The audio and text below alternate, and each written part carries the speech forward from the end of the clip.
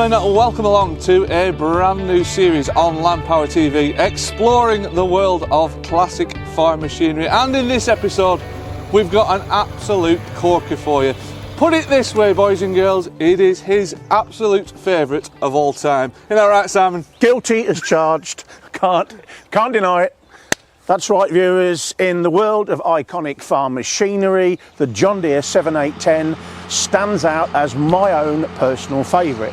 Now, that's not necessarily because of the styling, it's not because of its rugged performance or enduring reliability, but because the tractor you see behind us is one that for the last 15 years I've actually regularly driven. Right then, Simon, hit me with some headline figures about this beauty. Okay, the lady who we see standing behind us dressed in yellow and green was built in 2000. She weighs 7.4 tonnes, has a wheelbase of 2.9 metres, and under this big long bonnet is a powerful, capacious 8.1 litre, 6-cylinder turbocharged engine producing 175 horsepower and 870 newton metres of torque at a paltry 1400 RPM. There's just no replacement for displacement, is there? There certainly is not. Cubic inches rule the roost. Right, boys and girls, I think it's fair to say we've established that Simon he doesn't like this tractor. He absolutely loves this tractor. So, Simon, how are we going to show off this legend? Well, we can't do it benefit by just talking about it. So what we want to do is we're going to get out in the field and show these impressive machines in action.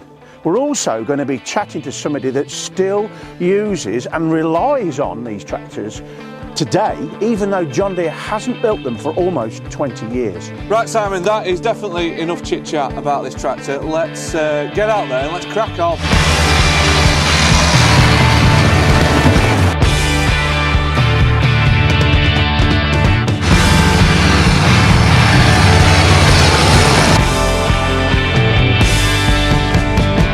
So following on from what James and I were just saying, I want to introduce you to a mate of mine, somebody I've been working with for Farm Machinery Journal for years.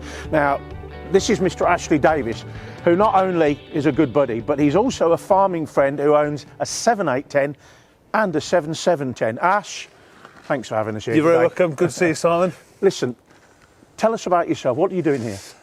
Basically, we're a family-run business. We've got 430 hectares of land, which we're all tenanted, and I've got 85 suckler cows, which I take through to finishing.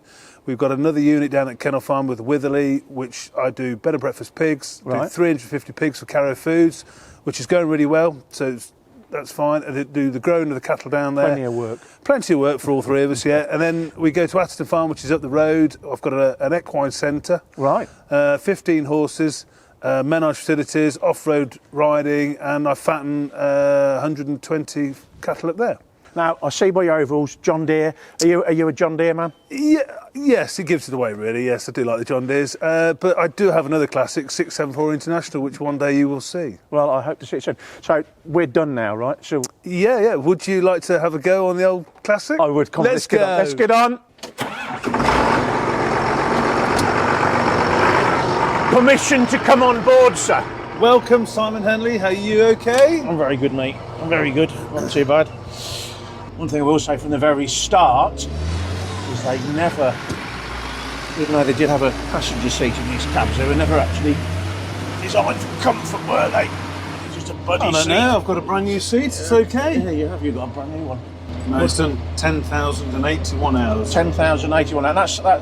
And it's had very little done to it, hasn't it? What have you done? What did we say it had done to it in its life? It had a new hub on the left-hand side where a circlet came apart and it just collapsed. Right. A £3 grand bill there, but that was after 7,500 hours. What else have we had done? We had new Had the engine done, didn't we? engine manifolds. You also had the engine done at some point, didn't you? Didn't you have the engine done? The engine was done at 2,200 hours. The rear cylinder must be misfiring, firing the diesel in the wrong place, which caused the engine piston rings to go. Mm-hmm. And John melted it all. Yeah, melted it. John Deere supplied all the parts, and I just picked up the labour costs. So which is fair. Yeah, fantastic from John Deere. But back in the day, the labour cost was only like £1,800. I'd hate to think what it would be now. Yes, it'd be £1,800 of a consultation Yes, it would, fee. yeah. Consultation would be £1,800 the way things have gone up lately. And it's been reliable ever since. You've not had any problems with It's been brilliant. Yeah, it's a good reliable. Obviously, you've had a couple of exhaust systems put on it. Now, that is a problem on these tractors. It's not a problem, but it is something to be aware of on these. It is, yeah. Because sometimes the bottom by the battery cover, it'll on the joints, they rust away, and it can catch fire to the battery bay if you're not careful. So now you use this tractor for what's its primary uses these days? You're using it for. It gets used for everything. No, I you didn't do that. It gets used for everything basically, from carting fodder beet, cultivating with a carrier on, subsoiling, basically everything.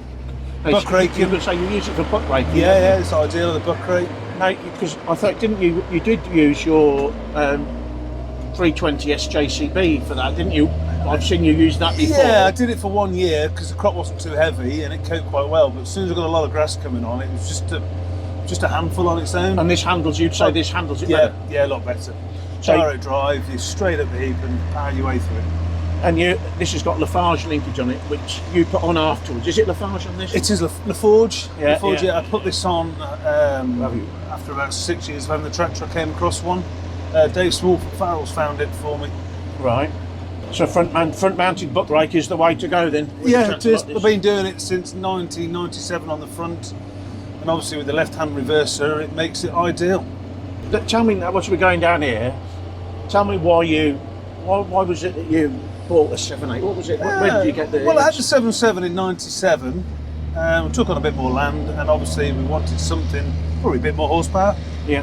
The other one, none of them have got TLS on. The 7.7 had, but hasn't. Sorry, but the ride was okay. It was good. I was used to it. When you're driven a 3650 and a 3050 on the road, say no more. These were quite nice. But the TLS wasn't an option on the 7.7. Only on the 7.8 on this year, because I know your neighbour, well, the one you drive, so I was got TLS. Yeah, sure it does. Same year, but it was another $2,500 more.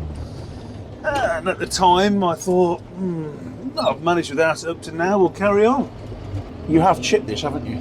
Yeah, she's got a Steinberg box on it. Gives it an extra